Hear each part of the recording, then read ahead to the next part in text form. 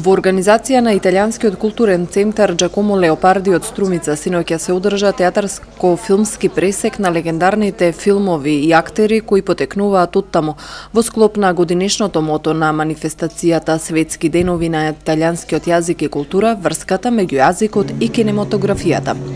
На манифестацијата присуствува италијанскиот амбасадор Карло Ромео, конзулот на Италија Стојан Вентанов, градоначалникот на Струмица Коста Јаневски, председателот на Советот на општина Струмица Маријан Даскаловски, советници и љубители на италијанската уметност и култура.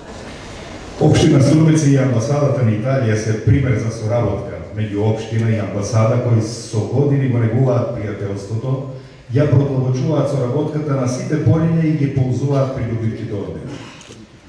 Се поттикнуваат економските потенцијални можности за инвестиции во Струмица, евроинтеграциите на нашата земја и нејзината европска перспектива, а интересот за изучување на италијанскиот јазик во основните училишта станува се поголем. Амбасадорот на Италија Карло Ромео посочи дека особено позитивна ја оценува соработката меѓу амбасадата и општина Струмица. La valuto molto bene, molto positivamente. Струмица е una Особено позитивно ја оценувам соработката која што има италијанската амбасада со градот Струмица, особено на полето на културата. Овде сум по повод 17-то издание на Светска недела на италијанскиот јазик и култура, да ја одбележиме овде во Струмица, во градот Струмица.